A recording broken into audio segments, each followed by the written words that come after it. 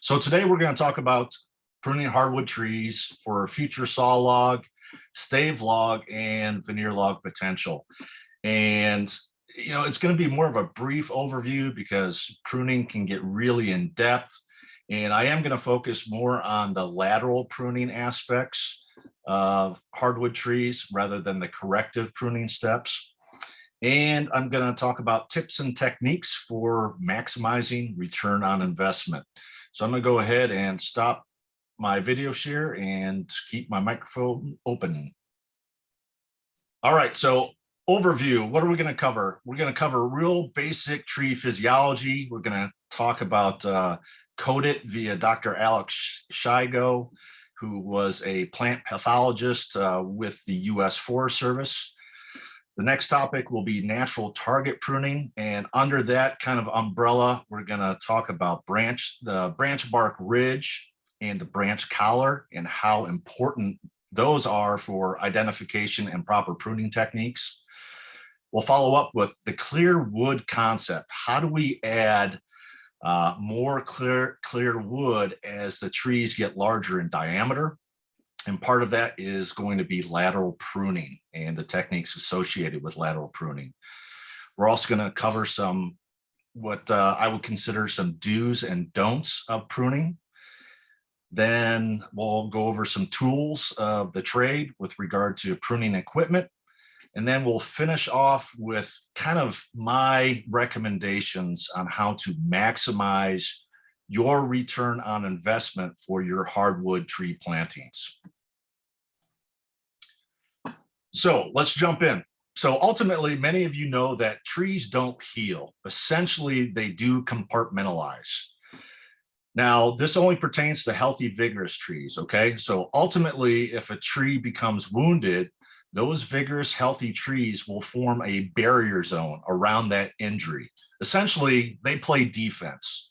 They have a great defensive line, and that defense consists of establishing a barrier zone around that injury or wound. And this barrier zone is important because it protects the adjacent healthy wood or cells from decay or pathogens. Now, it's important to note that the barrier zone is both an anatomical and chemical boundary that forms after an injury. And essentially, this barrier zone minimizes decay and potential infection from pathogens. There's no absolutes when it comes to compartmentalizing wounds because some wounds and injuries are so large and so severe that even the tree cannot form a complete barrier zone around that injury or wound. So what is CODIT? CODIT is an acronym for compartmentalization of disease in trees. And this method was pioneered by Dr. Alex Shigo. Again, trees don't heal, rather they seal off their healthy cells, the healthy wood from the wounds or injuries, okay? And they do this via compartmentalization. And these wounds or injuries are walled off via these thin walled cells known as callus tissue. And this callus tissue ultimately forms around the margins of these wounds and injuries. And in this presentation, most of the wounds and injuries we're going to talk about are self-inflicted pruning injuries or wounds that we create. Callus tissue is basically, again, they're large, thin-walled cells that form around the margin of a wound or injury. And after wounding, callus tissue forms first above the margins of the wound.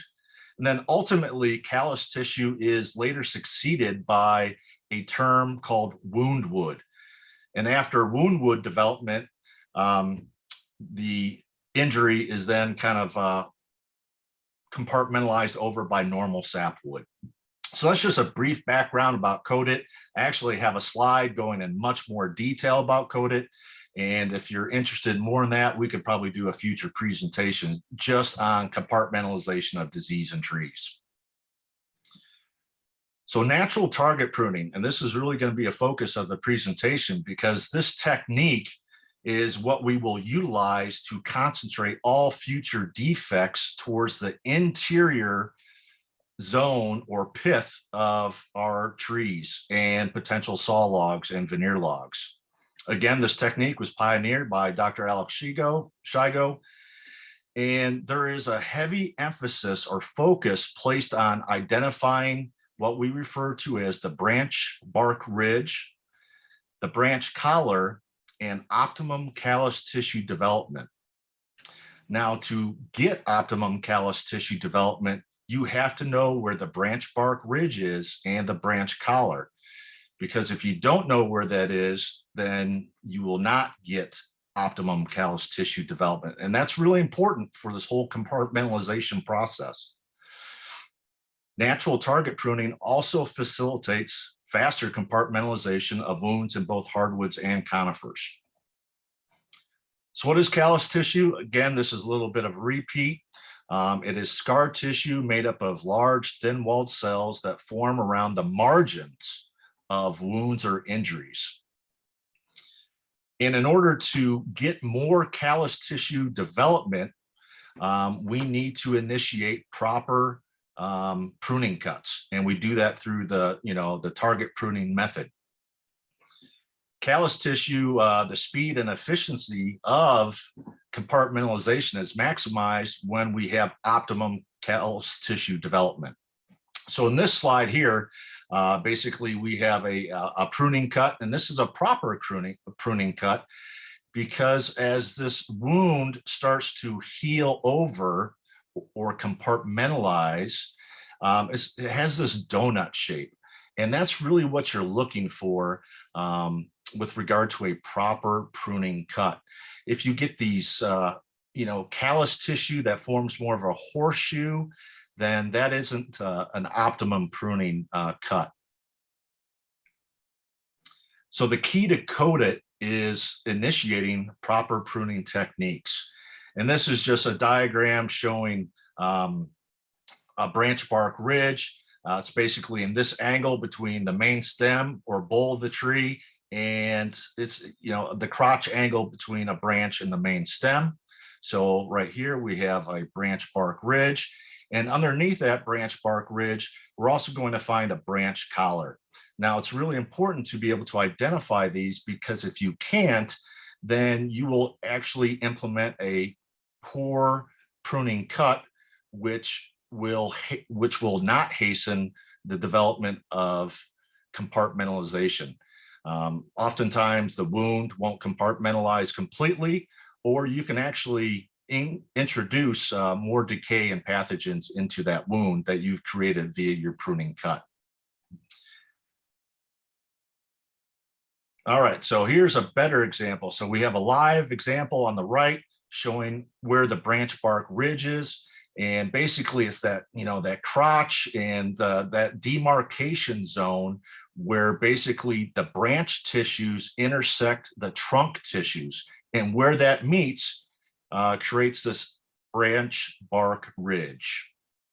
And this is an example of a northern red oak, for those of you who are inquiring. Next is the branch collar. We also have to identify this. And this is a zone that we don't want to prune into. So we want to keep our pruning cuts out of the branch collar, because this area is essential for that compartmentalization. And if we cut too far into the branch collar, then that basically retards the development of some of these anatomical and chemical means by which this compartmentalization occurs. So by all means, definitely protect cutting into the branch collar. And I've also identified, sometimes it's kind of this wrinkled, lumpy zone on the underside of a branch. Here's just another schematic. And this one kind of shows you the steps on how to conduct a pruning cut, because some branches that we do cut are larger. And we always want to make sure that the first step that we undertake with a pruning cut is to do an undercut. So that's usually step one. And it's really important to conduct an undercut on larger diameter limbs, because of many of you have many of you know and have unfortunately had this happen to you, is that if you don't create an undercut on larger diameter limbs, you can create tearing that goes into the branch collar zone. And we want to minimize that. In fact, we want to reduce it at all costs possible. So the first step is to conduct an undercut. It doesn't have to be really deep. And then is your second cut. And actually this diagram, it's we're creating a mini stub cut here. And then our third and final cut is to remove that stub. And we have to know where that branch bark ridge is, and we have to know where that branch collar. We want to stay out of that branch collar so that we can get maximized development for that compartmentalization zone. Moving back to a live example. So here we have a black walnut, and here's a former forestry technician of mine. And basically in the upper left-hand corner, she is initiating, well, first step first, we need to identify where the branch bark ridge and branch collar is. So that's step one.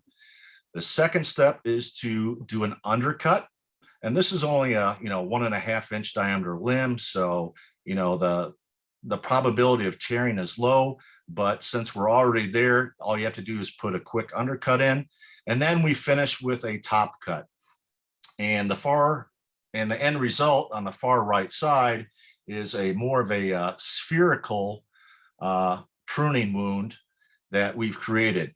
And the amount of surface area on a circle is smaller than the surface area in a sphere. So you want more spherical shaped pruning cuts rather than ellipsoid. Here's two examples of improper pruning techniques. On the far left is a stub cut. Now it's perfectly acceptable to begin with a stub cut as long as you get rid of it. So if we were just to leave this, basically it would not hasten the development of compartmentalization. So we would follow through with a third and final cut, identifying where the branch bark ridge is and basically the branch collar. On the far right is a flush cut.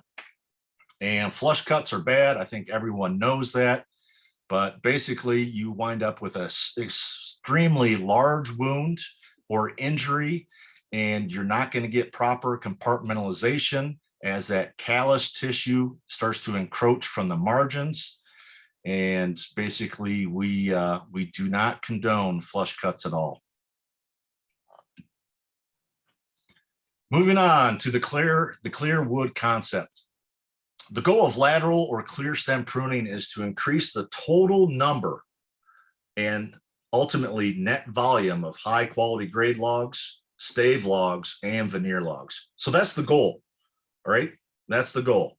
So therefore, we should only focus our efforts on those trees that have the potential to yield future quality prime grade logs, stave logs, and veneer logs. All right, so there's really no purpose to focusing on, cottonwood trees and box elder and things of that nature. Only focus your efforts on those trees that have a greater return on investment potential. Also, this clear wood concept essentially allows us to concentrate all of our pruning wounds, i.e. defects, towards the pith or center of younger, smaller diameter trees. And this is important because if we focus the majority of our pruning wounds, our self-induced pruning wounds, towards the center of smaller diameter trees, this allows for future clear wood formation as the tree increases in diameter. So how do we go about adding more clear wood? Again, the goal of clear stem or lateral pruning is to compartmentalize these self-inflicted pruning wounds towards the center or pith of the tree. And the only way to accomplish this task is to really focus our efforts on smaller diameter trees that are, 4 inches to 11 inches in diameter. And this is a great diagram that I borrowed from the University of Tennessee Forestry Extension. And it kind of goes into the idea of where the defects and where the quality zones in a particular tree or saw log is present. In the middle, or the pith area, this is what we refer to as the low quality zone. That's kind of the heart and center. All right. We want to focus our efforts towards putting any type of wounds or pruning injuries towards the center of any tree that we prune. That's the goal. By doing so, the green area is now able to add clear wood for future grade saw logs, stave logs, or veneer logs. All right. So the green represents the quality zone. Those are the high quality zones where we don't want to introduce any defects. If we do have to introduce a defect, i.e. pruning, we want to make sure that those defects are centered towards the middle or the pith area of a tree. Tree selection criteria. We want to focus all of our corrective and lateral pruning efforts on smaller diameter trees, trees that will yield a higher net profit traditionally. And we do this by looking at past stumpage reports. And we know that, historically, and probably into the very near future, that prime red oak species like northern red oak, cherry bark oak, shoe-marred oak, those are what we consider prime red oak species. Those will earn you a greater return on investment if you prune those kind of trees, those species of trees.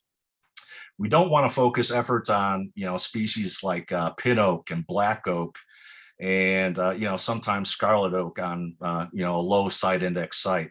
We really don't want to focus our efforts on those because we're adding a lot of input for a really low rate of return. We also want to focus our efforts with lateral pruning on prime white oak species, such as Quercus alba, true white oak, chinkapin oak, swamp white oak, swamp chestnut oak, and maybe to a lesser extent, swamp white oak. Probably don't focus a lot of pruning efforts on post oak and overcup oak. Those species are traditionally very limby, and they just generally don't produce a lot of grade logs and stave logs or veneer logs. We also want to focus a lot of effort on eastern black walnut, because let's face it, here in the Midwest, black walnut is the king of our hardwoods. As you migrate east and a little north, black cherry can take that crown, but around here, eastern black walnut definitely justifies consideration for corrective and lateral pruning efforts. And sometimes we can also consider investing our time and resources into pruning pecan, sugar maple, red maple, black cherry, and even birch, depending on your locale. Some background on self-pruning species. There are good self-pruners and there are poor or poorer self-pruners. Some traditionally good or better self-pruners include northern red oak, Quercus rubra, shoe-marred oak, Quercus shumardii, cherry bark oak, Quercus pagoda, and I threw in yellow poplar just as an example of a good self-pruning species, but yellow poplar basically isn't something that I'm going to invest a lot of time and resources into pruning. One, because it is a better self-pruner, but the return on investment, the stumpage return, really isn't there for yellow poplar. Now, poor self-pruners, these species, they have a good return on investment, but they require a lot more care and effort and inputs. Black walnut is, a poor self-pruner, as are most white oaks. That includes white oak, swamp chestnut, burr, and chinkapin oak. So the column on the right, they need a lot more care, and oftentimes they're going to require repeat pruning events, where the left column, they're identified as better self-pruners, and you can usually get away with just 1 or 2 prunings. So one question that comes to mind is, at what age and what size do I focus my pruning efforts? And again, the underlying purpose and goal of lateral branch pruning, is to produce future not free wood that is free of defects, right? So to accomplish this task, essentially the trees must be younger and smaller in size. All right, so pruning a 28-inch northern red oak, lateral pruning a 28-inch northern red oak tree is not going to yield you very much return on investment, because that injury that you've introduced is in the quality zone. Again, we want to focus all of these self-inflicted injuries, i.e. pruning cuts, towards the center or pith region of these trees. Corrective pruning efforts, those efforts should be focused on sapling size trees, anywhere from 1 to 5 inches in diameter. And when we start doing lateral or clear stem pruning, we want to focus on larger saplings and pole timber. And that's basically that 6 to 11 inch diameter range. Now, small timber size trees, those trees that are 12 to 17 inches in diameter, they can be pruned. You can conduct lateral branch pruning on those size trees, but you're going to net a lower return on investment since the existing quality wood zone is already large. All right. Another thing that we should look at is aiming for 2 lateral pruning entries to reduce overall, financial inputs and to maximize return on investment. It should also be noted that an initial corrective pruning entry prior to your lateral pruning efforts may be necessary. And we see this in, in hardwood plantings that are, 3 years of age up to 10 years of age. Oftentimes, it could be, deer herbivory. It could be other mechanical damage, crows, ravens breaking off terminal leaders. And, because the terminal leaders are broken off, you don't have a lot of apical dominance. So sometimes we actually have to go in there and do some corrective pruning. And corrective pruning usually precedes a lateral pruning entry, okay? Lateral pruning is focused on producing clear lumber, where corrective pruning is to get better form and apical dominance on our trees. What about age? Well, that's the wild card, and it is definitely less important than tree size, because as we all know, site conditions and soils, they all affect the size of a tree.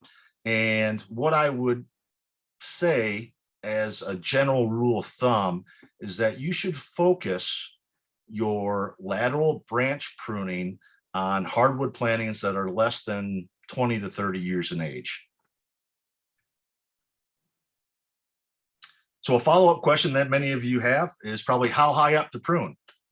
So the first goal with lateral pruning to increase return on investment and to encourage more quality grade logs, stave logs, and veneer logs, the goal number 1 is to do a lift.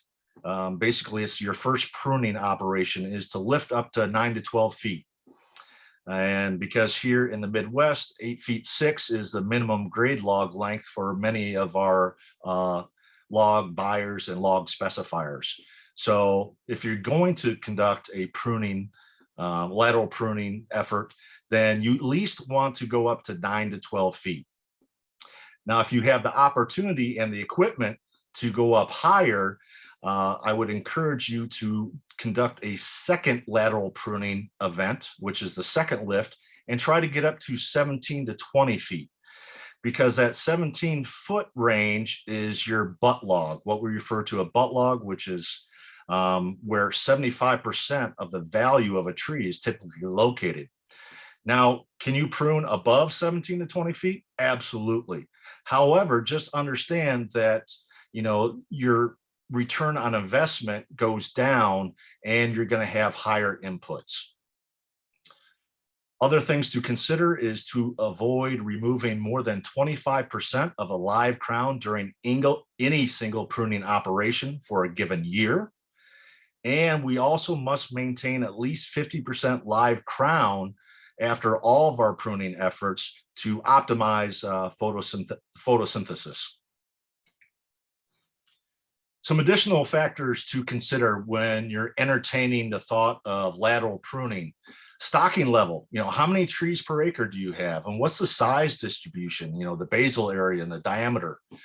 We also need to think about initial stocking versus current stocking levels. Here in Illinois, planting trees on 10 by 10 grids equates to about 436 trees per acre. But oftentimes we have mortality. So we want to keep, our stocking rates above 70%, higher than that, 70% of the 436 trees that we planted. So you have to consider that, how many trees per acre and the size. Another thing to consider is how many acres and how many trees are required to prune. Now, if you have 1 to 2 acres of trees, then I'm going to prune a lot more trees per acre compared to if I have a 20-acre hardwood tree planting. If I have a 20-acre hardwood tree planting, I'm probably only going to target, 50 to 100 trees per acre for my lateral pruning initiatives. Also, site conditions and soils, as I talked in the previous slide, let's face it, lateral pruning is often not warranted on certain sites. So if you have a low site index, maybe a 40 to 50 for white oak, those sites probably don't warrant an investment for lateral pruning. So you have to weigh those factors. You got to weigh the return on investment. Other things to consider are tree health and vigor. The crown, do you have a well-developed crown? Do you have a poorly developed crown? Do you have crown dieback? Also the form of the tree, anything with a sinuous shape, an S-shaped, something that you can't get a decent 8-foot half log, we want to steer clear of those type of trees, because again, the return on investment just isn't there. And basically you're putting inputs towards something that you're not going to get any financial return from. When to prune time of year. So I'm a staunch advocate of dormant season pruning. The literature often states that late winter is best. That's kind of be, December, January. But, that's what I was taught, and that's what I've always read. And the reason for that is there's usually no insects and airborne pathogens to contend with during the winter. And the wounding response, that compartmentalization, occurs more rapidly and more completely during the dormant season. And you also have less sap and resin flow to contend with, except for species that are kind of notorious bleeders. And notorious bleeders include black walnut, birch, and maple, and there are a couple others as well. So I generally do not prune hardwoods during the growing season. Now, there are exceptions. If you have a major, storm or weather-related event that results in storm damaged limbs, then yes, it's acceptable to go in there and do some pruning. Now, note that some foresters in the past have advocated summer pruning of black walnut after full leaf out, but due to thousands cankers disease of black walnut, we now need to, factor that into our calculus on the time of year of pruning black walnut. And it's just something to consider. And I'll be honest with you, from my standpoint, I'm not going to prune black walnut during the growing season. I'm going to, I don't want to be out there in, Midwest summers with high humidity. I'm not into that. And again, I have concern about the insects and airborne pathogens to contend with. So when to prune dead branches? Well, you can prune dead branches any time of year, all right? But the key thing is that you have to practice, proper target pruning, right? Which means that you have to identify the branch bark ridge and branch collar and not prune into either of those, all right? So again, you can prune dead branches any time of year, as long as you protect that branch collar. So step one, this is kind of, Jay's process of, going through the whole lateral pruning concept. Step one is assessing individual trees. Are they candidates? So one, is it a valuable species? Is it going to net you a, positive return on your investment? So if it's not a positive or a valuable species, then no, I'm not going to prune those trees. I'm not going to waste my time and effort on low value species. Now, if I have a high value species, without a grade log, without a potential grade log, then I'm also not going to allocate resources to pruning those types of trees. So you have to have grade log or veneer log potential. Does the tree have suitable form and vigor? Does it have good apical dominance, meaning does it have a well-developed terminal leader? Is the crown healthy, or is it sparse, or do you observe dieback? If you observe dieback, or if the crown is really small, then I'm not gonna, allocate resources to pruning those trees. And also, are you on a proper site and on proper soils for growing the types of trees that you have? Now, as we all know, we've all seen black walnut plantations scattered throughout the Midwest in the hopes of that, you're going to have $1 million investment after 40 to 60 years. But oftentimes those black walnut trees were planted on sites that were not conducive to growing good quality black walnut trees. So the last step is just, are you on the proper site and soils for the species that you're going to prune? Next, we're going to develop a branch removal strategy. And one of the things I look at immediately is crown symmetry and balance. We want to have a well-balanced crown with well-balanced branches. Species or branches that we want to remove include branches that have poor branch angles. We want to get rid of a lot of crotches, etc.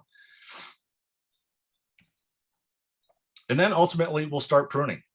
And during any single pruning event, we don't want to prune more than 25% of the live crown of a single tree. You want to use proper target pruning techniques. Again, you have to know what that branch bark ridge is and that branch collar. You definitely have to use proper pruning tools. And I got about 5 or 6 slides on proper pruning tools. And then ultimately, you need to leave 50% live crown, because if you take more than 50% live crown, you're taking away the photosynthetic engine of the tree, which is basically its foliage. Lateral pruning for high-value hardwoods. On this diagram on the right, basically, we're conducting a second lift in an established black walnut planting. This is down in Southwest Illinois. And this stand was about, I think, 28 to 30 years in age. And it had already had a first entry, meaning that the landowners and foresters had pruned up initially to 9 to 12 feet. And so now in this photo, we got Steve Felt, who's a Walnut Council member. He's pruning up to 17 to 20 feet in that photo. So when I'm in a hardwood tree plantation like this, basically, I scout the property for basically my best form trees that have good crowns and a high potential for future saw log, veneer log, or stave log production. Stave logs is not something we deal with for black walnut, but stave log production is definitely something we deal with when we've introduced white oak into our hardwood stands. So when we identify those trees, basically what we do is we flag them. We flag those trees for lateral pruning efforts. And after we flag all those trees, we also want to double check for the spacing and distribution of those trees, because we're treating those flagged trees as our future crop trees. And we want to have a relatively good distribution of those trees throughout a given acre. We're going to remove all live branches less than 3 inches in diameter. And there's a reason for that, because branches larger than 3 inches in diameter will wound over better than larger diameter branches, okay? And then we will also remove all dead branches when we go in for these first and second lateral pruning efforts. Again, here's an example of a 18 to 25-year-old stand of black walnut trees. We're going to go scout. We're going to select the very best trees that can produce, future grade logs and veneer logs. And again, this stand is, ready for a 17 to 20 inch pruning, which is known as the second lift. It should also be pointed out that be prepared for an upper body workout when you're using these telescoping pruning saws. and you're going to get a great shoulder workout, and just know that going in. Here's an example of a first and second lift for a stand of northern red oak. This is in Champaign County. Actually, I had some forestry students go out and I showed them how to do lateral pruning for clear wood development. And this stand was a little older. It had been somewhat neglected. So, you know, again, the effort, the rationale is to produce as much clear wood as possible. But we were a little late for entry into getting into the stand. You know, the first pruning lift should have occurred probably at age 15. And then, you know, the second pruning lift would, you know, be reasonable at age 25 to 30. Some pruning do's and don'ts. So do receive guidance on proper pruning techniques prior to undertaking large-scale pruning efforts. And when I say guidance, I mean, find out, is it worth it? Are you going to get an adequate return on investment, or are you just going to waste all of your time and money pruning trees that aren't going to yield any greater benefits? And then sometimes you're too late. Now, if you got a 40-year-old stand of black walnut or a 50-year-old stand of black walnut, there's a good chance that you've kind of already missed the boat with conducting a lateral pruning operation on that site. I do encourage all people to attend in-person workshops or field days on proper pruning techniques. It's really important because, man, you can do a lot of damage to your trees if you don't know how to properly prune. All right. Do ask for on-site technical assistance with pruning initiatives if you are uncertain or unfamiliar with the techniques. Again, don't prune more than 25% of a tree's live crown during a single growing season.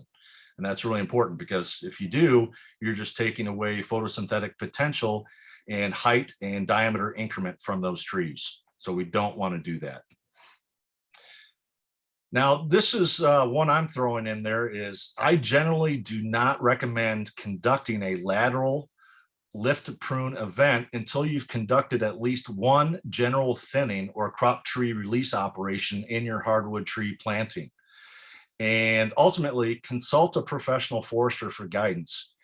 And the reason or the rationale behind this is that if you have very low mortality and you planted 436 trees per acre and you have, you know, low mortality, that means that you have a lot of potential trees that you could prune.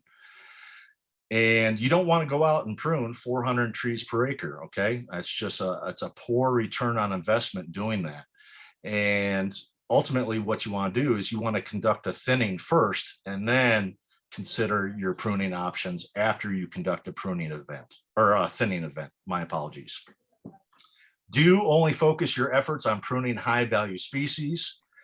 Do only prune your best formed trees. Some trees, I mean, you just can't turn into a veneer quality tree. All right. If it's crooked, deformed, you just can't correct that at later stages. The best time to correct those poorly formed trees is when the trees are young and shorter in stature. Don't make stub cuts. And generally, I recommend not pruning branches greater than 3 inches in diameter if clear wood formation is your objective. And we talked about black walnuts and their bleeders, and you know, oftentimes they're going to bleed during you know, January and February. So that might not be the optimum time to prune black walnut. Late November, December might be a better time. Again, some old timers, you know, well-established foresters posit that black walnut can be pruned any time of year. And we typically operated under, you know, that recommendation where, you know, if your pruning saw is sharp, then prune those black walnut trees whenever you have the time. However, I really can't support that notion anymore due to 1000 cankers disease. So 1,000 Cankers disease of black walnut consideration. There's a lot of literature out there. I would recommend going to the 1000cankers.com website. There's a wealth of information and knowledge about the walnut twig beetle and the fungus that sometimes it carries. And my general conclusion here is to really think about growing season pruning when going into a black walnut stand. All right. Other things to consider: oak wilt. All right. As a general rule of thumb, we try to avoid pruning our oak trees from the end of March to early October here in the Midwest, because fresh pruning wounds can attract these picnic beetles to land on those newly formed wounds. And if the picnic beetles are carrying the oak wilt fungus, then boom, now your tree has a high probability of getting oak wilt. However, if you do have to prune an occasional oak tree during the growing season, do so with caution, and also think about sterilizing your pruning equipment with isopropyl alcohol. And here's a brand new kind of oak wilt story map that was sent out a couple weeks ago. So if you have questions about management approaches, detection, the background, the ecology and biology of oak wilt, this is a great resource, and the URL is located towards the bottom of this slide. Standard pruning equipment. So what do we use? So it's really important that you use the right tool for the right job. Now, hand pruners are something common. We commonly use on very small saplings, anything from 1 to 3 inches in diameter. They're good for removing branches smaller than 1 inch in size and diameter. Hand pruners come in 2 different flavors. You have the bypass type of hand pruners and the anvil pruners. You also have loppers. Loppers are good for branch diameters up to 1.5 inches in size. But usually what I use for all my pruning efforts are basically pruning saws. They come in 2 flavors, folding and fixed blade designs. And I use those for branches up to 1 to 3 inches in size. Pole saws come either fixed or in telescoping designs. And you also can get gas powered saws. But I'm going to tell you what my thoughts are on gas powered pole saws. And something that's also really important to note is this kind of the advent of battery powered reciprocating saws. And I didn't know about this until I had a landowner contact me and show me that he was using these battery powered reciprocating saws with specialized pruning blades to do all of his pruning cuts. And I thought, wow, that's a novel idea and a novel concept. And it's something I would strongly encourage people to think about, especially when they're undertaking a lot of trees or have a lot of acreage to prune. Some common equipment manufacturers that produce really good pruning saws: ARS, Corona, Fano, Felco, Fisker, Silky, and Steel. Felco, Fano, and ARS, they're definitely on the higher spectrum, the higher cost spectrum, where Corona, Fisker, Silky, Steel, they're much easier on your wallet. Pole saws, again, fixed length or telescoping. On the photo on the right, we got Kurt Bobson, former RDNR forester, basically showcasing a telescoping Silky pruning saw.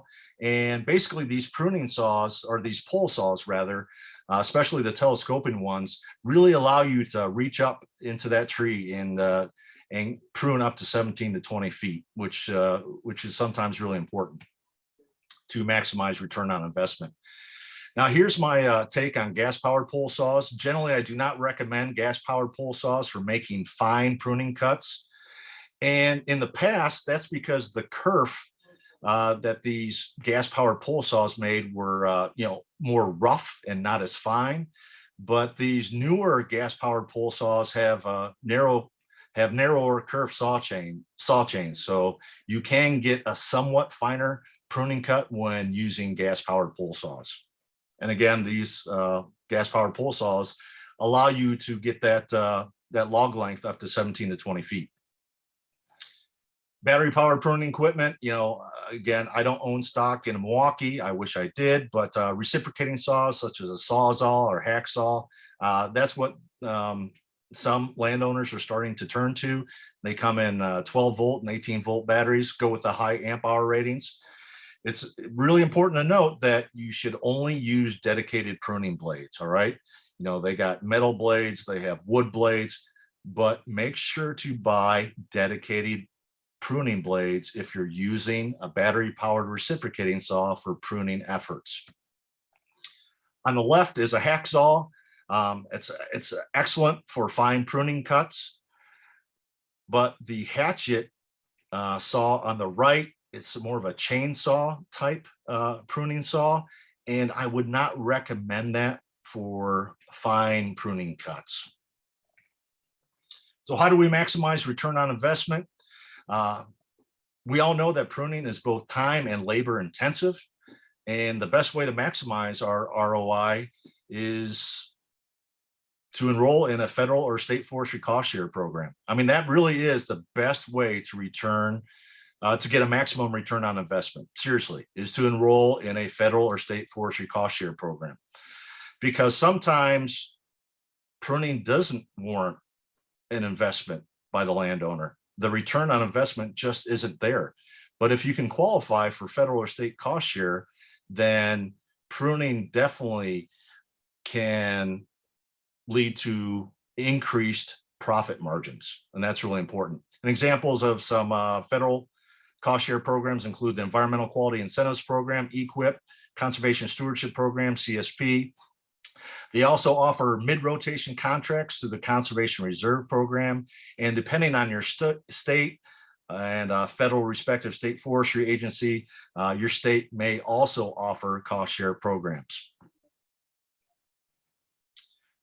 Focus pruning, again, focus your pruning efforts only on those trees and species that are traditionally more valuable. That includes those select red oaks, select white oaks, and walnuts. Don't prune those low vigor, stressed out trees. Do not prune trees that have a bunch of epicormic branches. Those trees will never, ever develop into high quality saw logs or stave logs. You know, trees with poor form, don't waste your time. And trees with small crowns, you know, those trees are not going to respond positively to any type of lateral pruning effort. Another thing to consider to maximize your return on investment is to initiate forest management activities on your property early and often. I also remind all of our woodland owners, create a tree farm account and keep track of all of your expenses, because the IRS allows a lot of write-offs as long as you have a tree farm account and can show that they're legitimate expenses. So that's another great way to maximize return on investment. Again, some advantages for pruning your high value trees is that you can correct tree form when trees are smaller and younger, but only if proper corrective pruning techniques are utilized.